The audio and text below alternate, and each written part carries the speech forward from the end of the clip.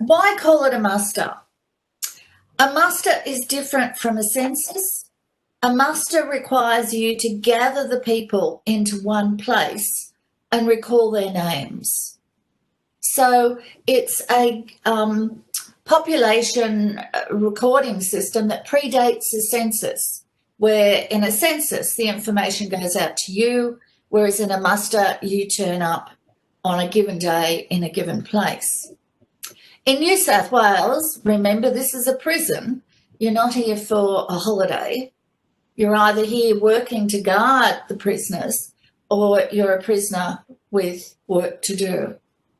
And so we're held to work out how many people there were, where they were, what they were doing, and for the authorities, what resources they would need to manage them, whether it was food or clothing or occupations.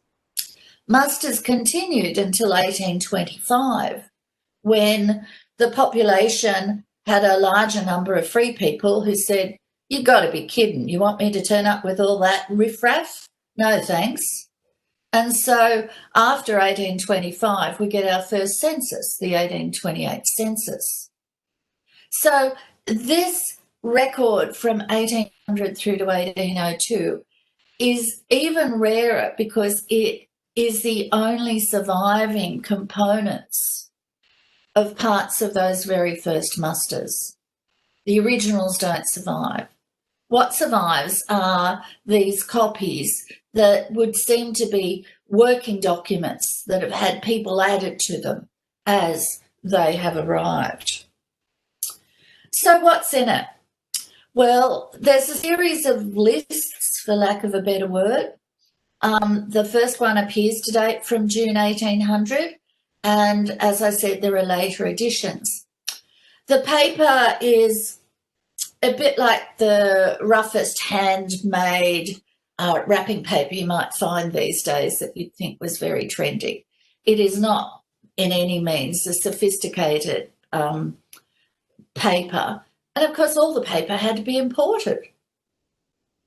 It's drawn up a bit like an accounts book, and some pages show that headings have been put in pencil and then gone over in ink. And then there's entries that have been crossed out, and as we know, entries that are added. It almost certainly was a working copy of essential information, the sort of cheat sheet for government administration and for the governor about the sort of problems he's got to deal with, which is government expenditure. The British government was paying for all this, and they were taskmasters that wanted to know it wasn't going to cost them more than they had to pay. And his task was to make sure that public officials didn't benefit by excessive public expenditure that contributed to their personal activities. So what can we find in it? We can find the names of the European population in New South Wales in 1800 through to 1802. We can know something of their social status, that is, whether they were convicts, whether they'd arrived as a convict and were now free, whether they were part of the military, or whether they were administrators. We know something of family compositions, such as the number of women and where they were living with their children. We also have an insight into economic status, how much land people had. Land speculation in Sydney almost got born with the first fleet. Everyone wanted land. How many animals they had, what food they could grow, and what employees or servants they had to assist them in their enterprises. We also get how the settlement was spread, who was in Sydney, who was in Parramatta or at the Hawkesbury, and even in places that we perhaps don't associate with our earliest years, with Bankstown and Concord. And we have some interesting data on occupations. So let's look at one of those pages. This page is a good example where you can see, I hope, that there's been a penciled set of headings and then someone's written over them in a a clearer hand in ink. And so this is a list headed up, time of being settled. So that means time on a piece of land, the name, their animals, whether they had sheep or hogs, cattle or horses. Remember that every hooved animal had to have been bought by ship to Sydney before being unloaded and then breeding. How much was sown in wheat, the preferred high-class crop for flour, and what maize would be planted. On or off stores meant who was providing the food. If the government was responsible for rationing the person, then they were on stores. If the person was more independent and could produce sufficient food to feed themselves, they were off stores. So that instantly is a record of success of a sort. You know, the hard times of feeding the population under Philip had passed, but food was always a precious commodity. Whether they were on and off the stores, whether they had a woman in the household, liberally interpreted as either a wife, a housekeeper, or a de facto partner, and whether there were children in the household, and whether they were on or off stores. So this is an entry. 4 down, you can see the date, 1794, and the name of Stephen Burr. He has 3G, 3P, 3 goats and 3 pigs. He doesn't have any cattle or horses. He's cleared and planted 6 acres of wheat, and he plans to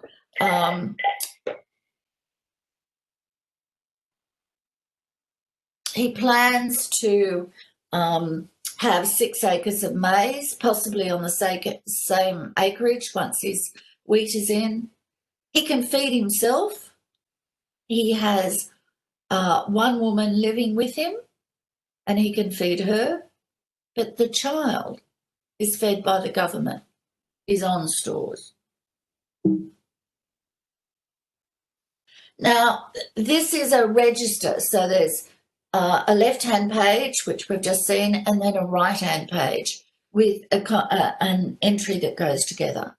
And so here we can see that Stephen Burr has land by grant at Concord.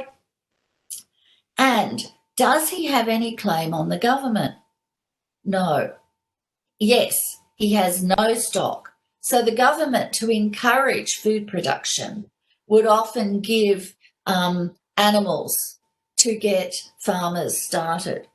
And Stephen has not had any stock.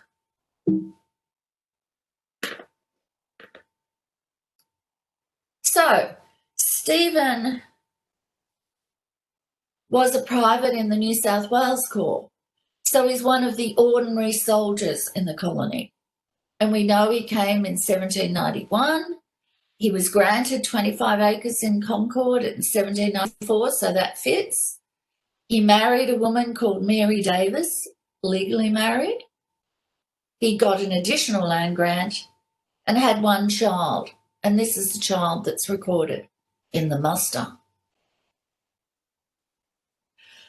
The muster is also extremely useful for telling us something about women. Here we have another entry in the same list. For the 7th of March, 1799, Mary Hyde. She has 7S, 4P, 3G, 7 sheep, 4 pigs, 3 goats. She herself is off stores, so can feed herself, and has 1 child off stores. On the opposite page, it tells us that Mary Hyde leases her land. She doesn't have a grant. She leases her land from Mr. Black, to whom she pays 2 shillings and 6pence per year. So what do we know about Mary Hyde? We know that at age 17 she was transported in 1796, got here in 1798, and had a son very quickly the following year. His surname was given as Black. She had a daughter, Mary Ann Black. So since one child is in the muster, we can start to tell from the baptismal details of her children when the entry may relate to. She gets an absolute pardon. Black disappears, dies, and she becomes the mistress and subsequently the wife of Simeon Lord, an ex-convict, emancipist trader, extremely wealthy man. She has daughters by Simeon Lord, and in response to Governor Macquarie's instruction that people should marry, she married Simeon Lord in 1814, and William Charles Wentworth was a witness to their marriage. Her children were very successful. Her son, John Henry, by Mr. Black, became the cashier of the newly formed Bank of New South Wales, so in effect, the first paid official of Westpac. One of her daughters married Dr. Ramsay, a free man, and they had a property called Yasmar in Haberfield that's still there.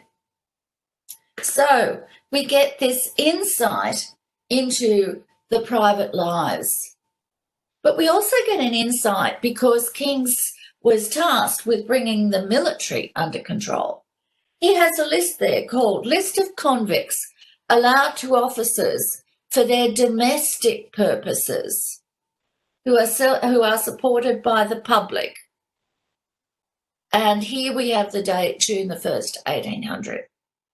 This is the mess he's been sent to clean up. These are not convicts working for public officials doing public duties. They are for domestic purposes, household and farm activities. Patterson, the Lieutenant Colonel, has 7 servants in Sydney S. Major Favreau has 12 servants in Sydney and 3 at the Hawkesbury, all fed by the government.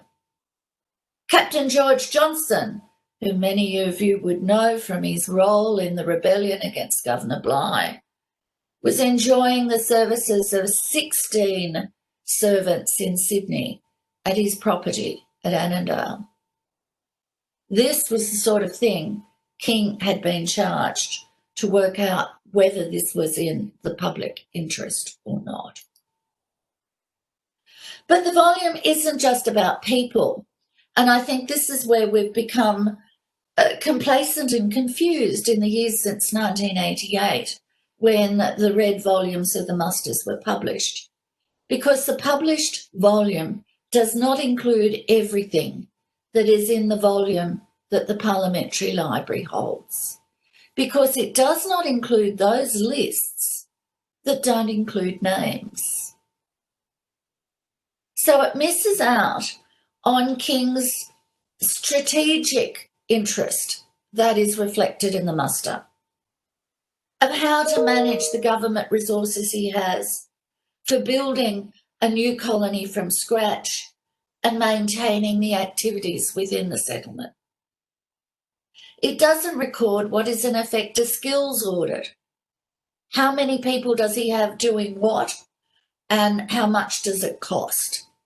His job as a government administrator is to work out where the money is going. And it's these lists that, for me, are the exciting new discovery in this muster. So, if one looks at some of his lists, we can see here that there is a list headed up nature of employment, number of men, the rate of pay per day, and therefore the total it would cost to pay those people if they were free.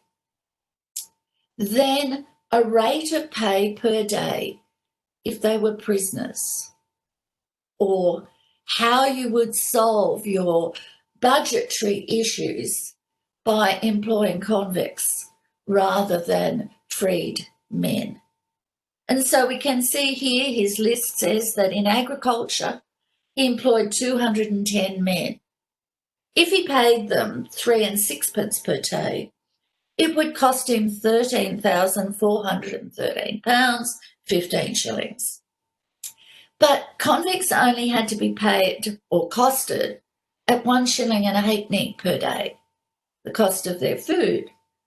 And that would bring that cost for the same activity down to £3,992, 3 shillings and 9pence.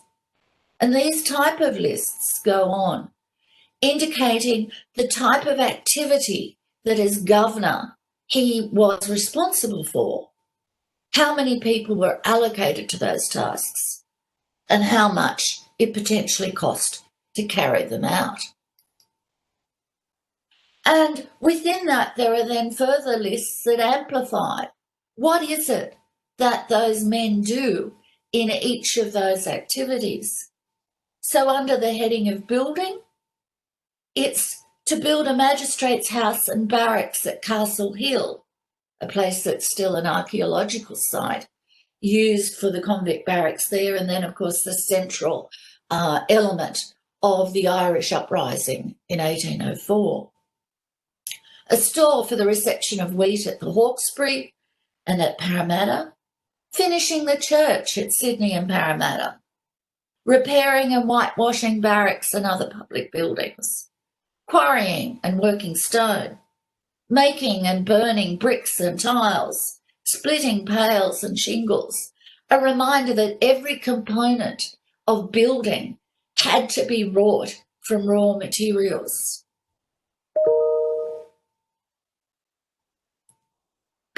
And,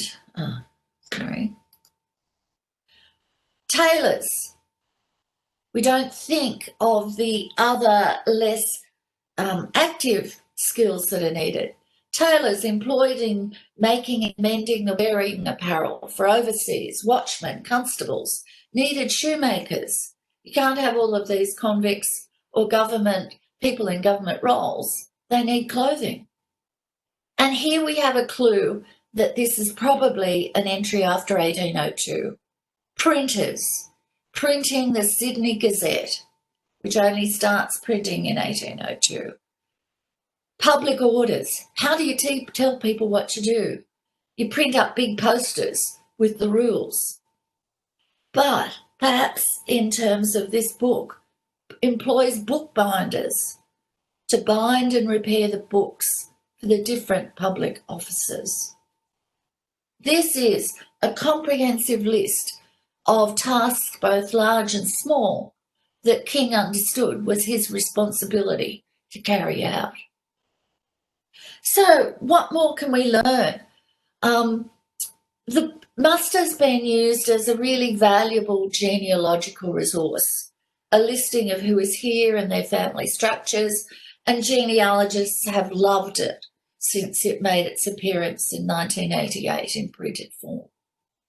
But in some ways, we've taken it for granted that it's just a genealogical resource. There is so much more we can get out of it. We can investigate those who want to make a new life for themselves.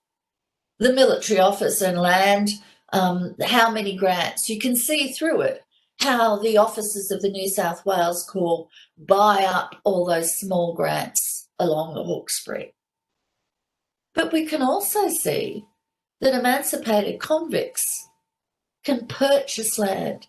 Yes, they may get grants, but as you go through, there is a recognition of the amount of land being purchased, of being traded. And yes, all of us who've looked at these early records have seen the block of land transferred for a bottle of rum. I've seen an entire block of land outside Parramatta exchange hands for a racehorse. Hope it won.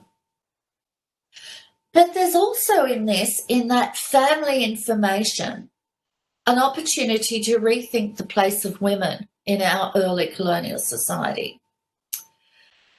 They're so readily condemned using the words damned whores. Between the First Fleet comments and the Reverend Samuel Masters' muster of women in 1806, the women get a pretty poor showing.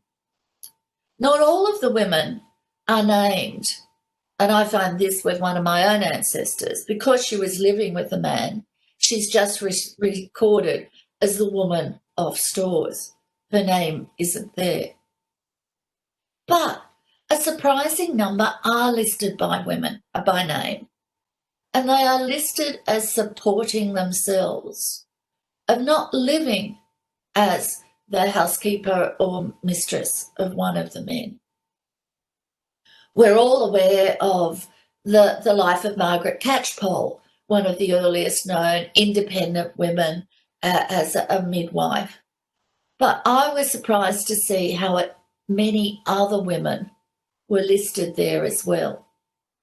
In Sydney, everybody needed someone to do the laundry. Everybody needed someone to provide food if they didn't want to cook. There's a whole world of women hidden in those lists. And I hope that's a chance for some people to do some really exciting new research. And of course, the lists of what King had to do. There's a treasure house of information there as well.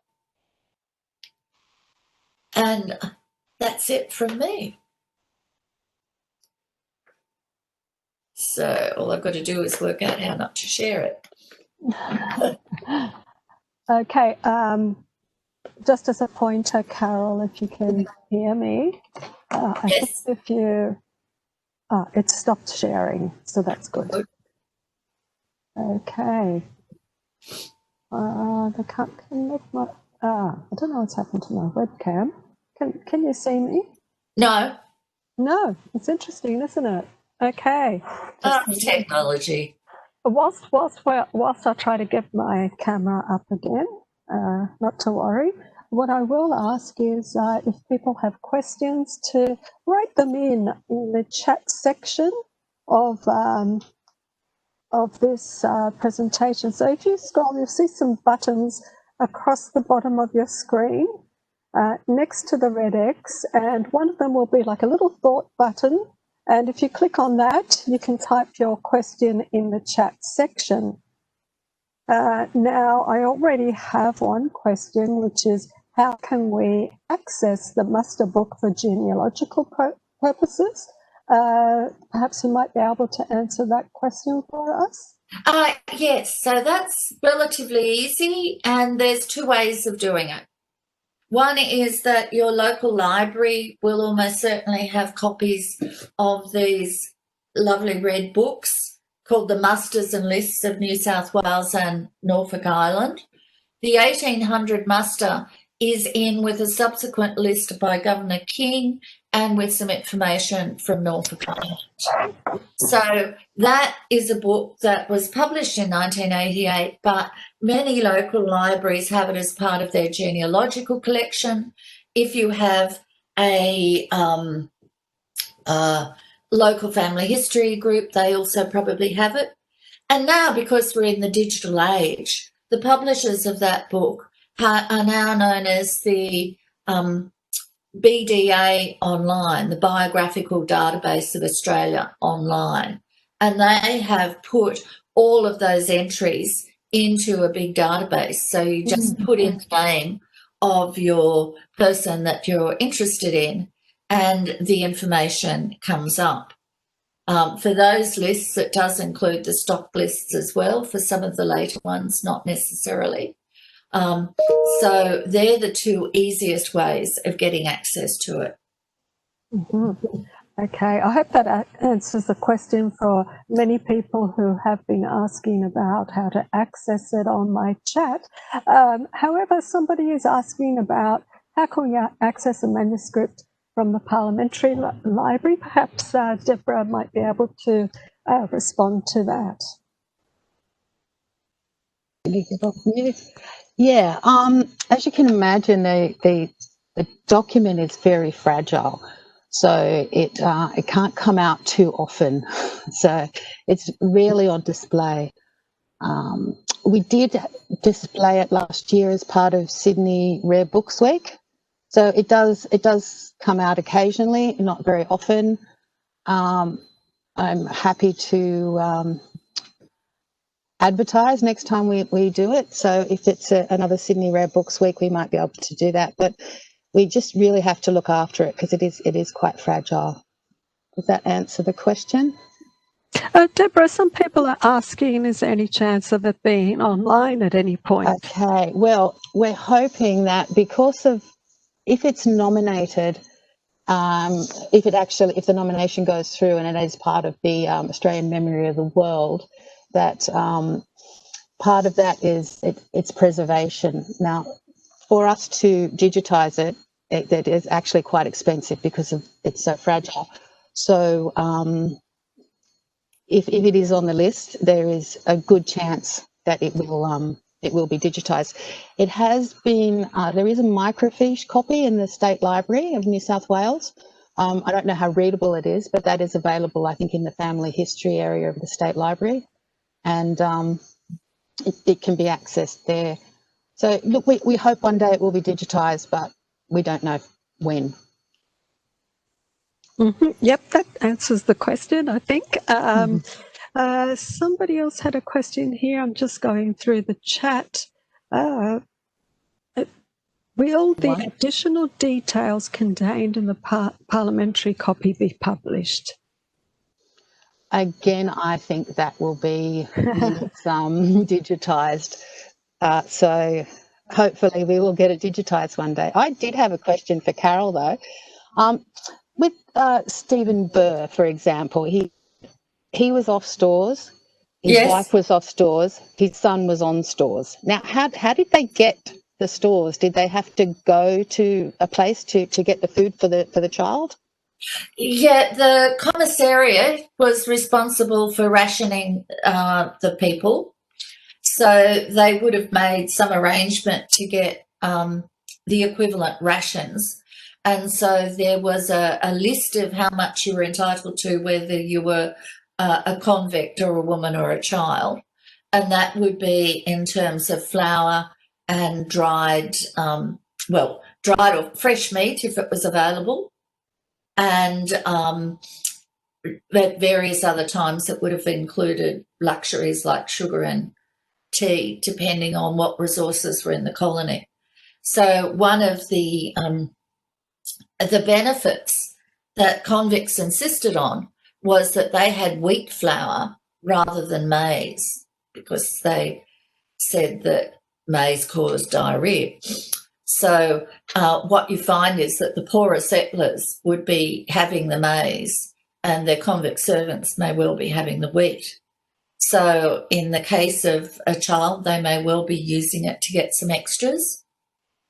But if he had duties that might need him to be still working, then he could have been entitled, like some of the public officials were, to rations.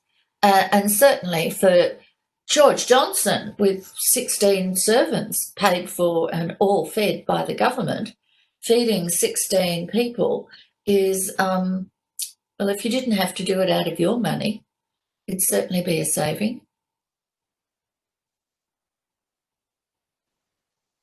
There's also an interesting question, Carol, that I can see in the chat section, whether the actual muster mentions convicts who returned to England and then returned again to Australia as free settlers with land grants.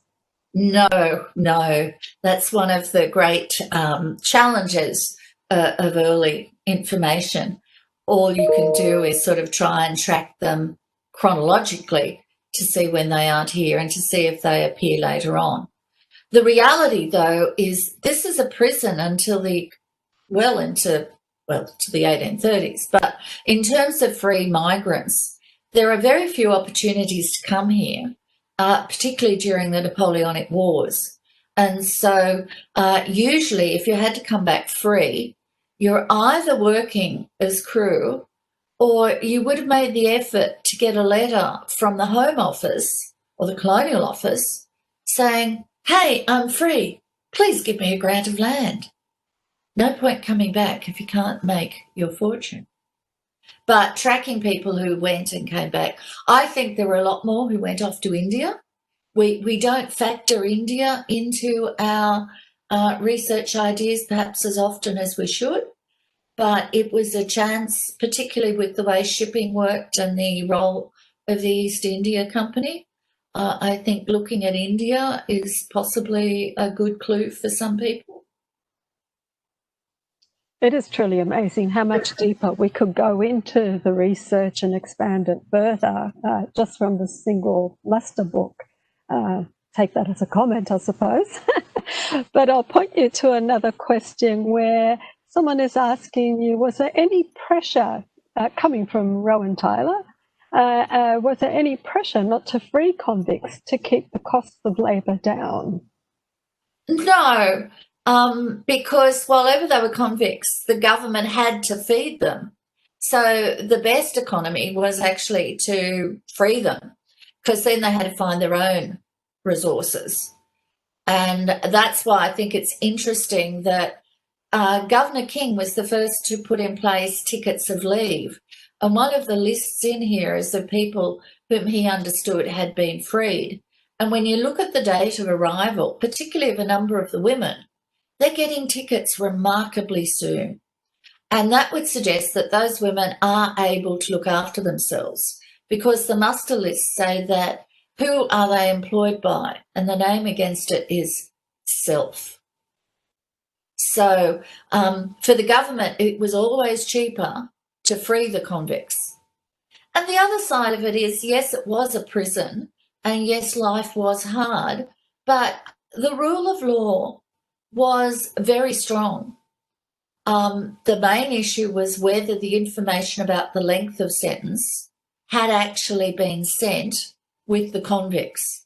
So we know, for example, that a number of them, particularly in the 1790s, had already spent a number of years in jail since they'd been sentenced.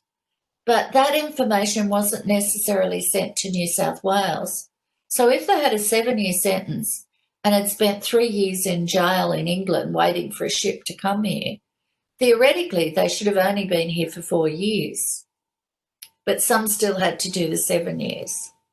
So in the light of the complication of the records that they had access to, there was remarkably little attempt to coerce people to be imprisoned longer than they had to be.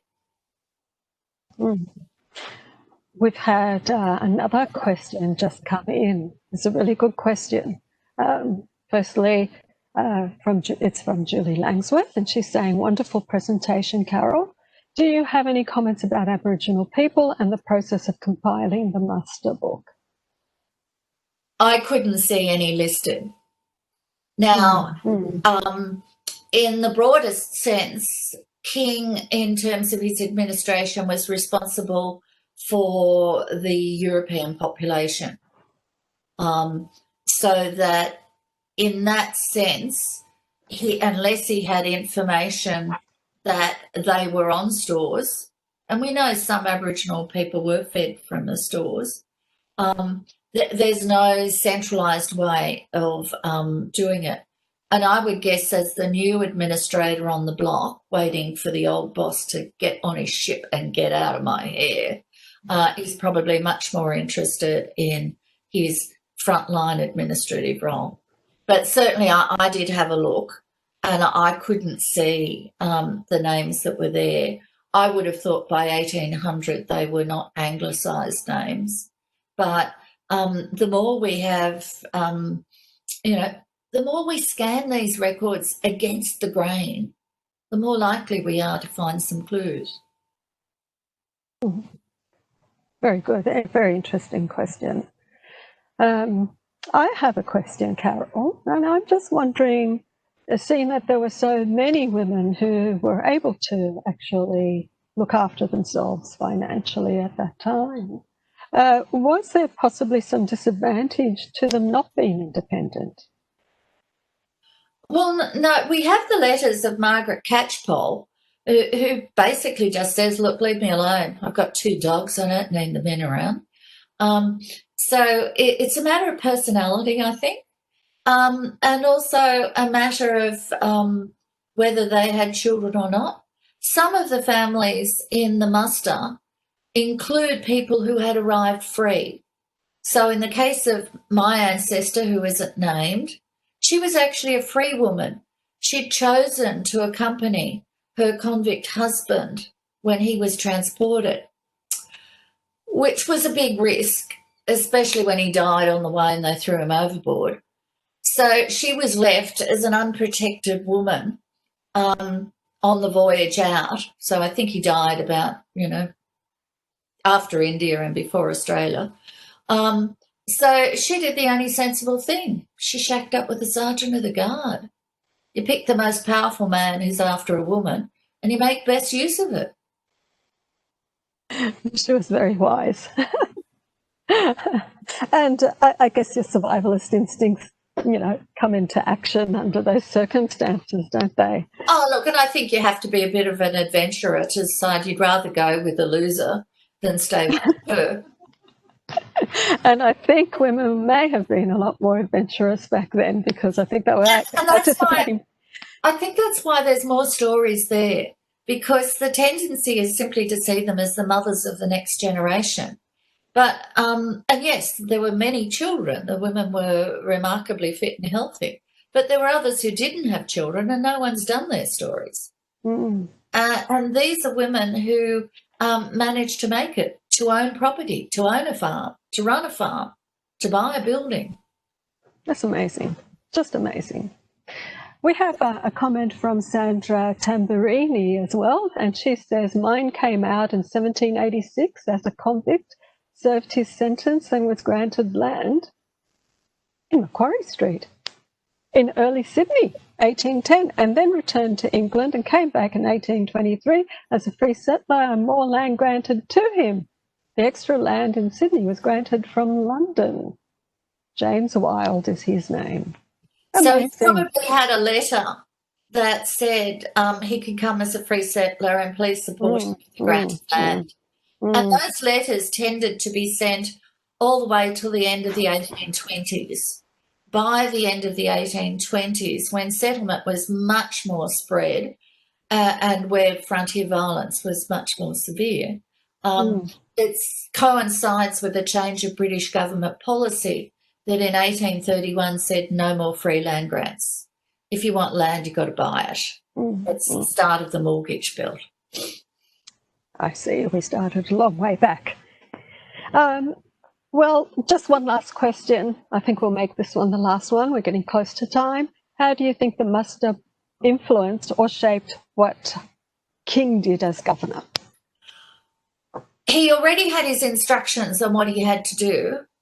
I think the more we're investigating this period, we realise that King probably did get the so-called rum trade under control.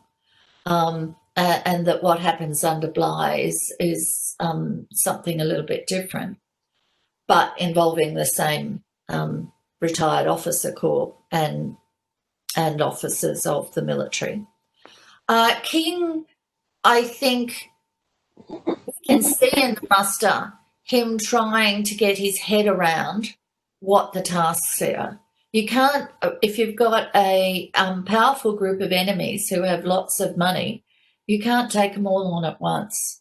Working out what the resources are, and for him, what the key responsibilities were that he had. So I see it as a man very carefully working through what his options might be.